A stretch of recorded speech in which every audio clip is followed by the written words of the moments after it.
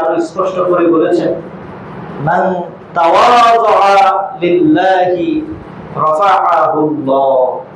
আল্লাহ রাসূল সাল্লাল্লাহু আলাইহি ওয়াসাল্লাম বলেছেন, যে আল্লাহর জন্য বিনয়ী হয় আল্লাহ তার মর্যাদা বাড়িয়ে দেন। সুবহানাল্লাহ। তাহলে যারা বিনয়ী, যারা নম্র স্বভাবের, হয়তোবা তাকে অন্যরা মানুষের কাছে সে তুচ্ছ হতে পারে।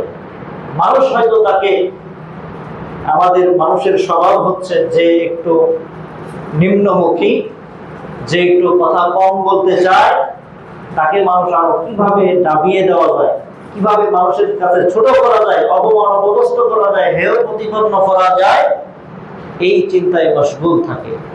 কিন্তু আল্লাহর নবী বলছেন যে কোনো ব্যক্তি যদি বিনয়ী স্বভাব তার মধ্যে দেখা যায়, সে যদি এই স্বভাব নিয়ে চলাফেরা করতে পারে, মানুষের সাথে, মানুষ আমাকে কষ্ট দিয়েছে, আমিও চাইলে তাকে কষ্ট দিতে পারতাম কিন্তু দিলাম না, আমি বিনয়ী হলাম, আমি তাকে ক্ষমা করে দিলাম।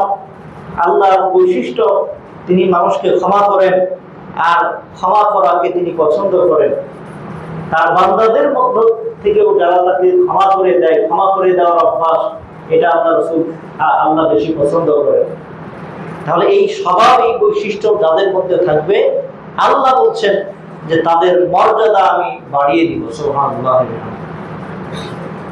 সম্মানিত উপস্থিতি, আরো অনেক আয়াত আছে, হাদিস আছে। নবী করিম সাল্লাল্লাহু আলাইহি ওয়াসাল্লাম বলছেন, আর হারিস ইবনে ওয়াহাব আল-খুযাই রাদিয়াল্লাহু তাআলা আনহু থেকে হাদিস বর্ণিত, আন নবী সাল্লাল্লাহু আলাইহি ওয়াসাল্লাম, আল্লাহর নবীর একজন প্রসিদ্ধ সাহাবী, তিনি বলছেন, রাসূল করিম সাল্লাল্লাহু আলাইহি ওয়াসাল্লাম বলছেন, আমি কি তোমাদেরকে জান্নাতবাসীদের সম্পর্কে সুসংবাদ দেব না? কারা জান্নাতি, এই বিষয় কি তোমাদেরকে বলবো না? রাসূল করিম সাল্লাল্লাহু আলাইহি ওয়াসাল্লাম বললেন, তারা হলো কমল স্বভাবের লোক, তারা হলো মানুষের কাছেও কমল, আল্লাহর কাছেও কমল। মানুষও তাদেরকে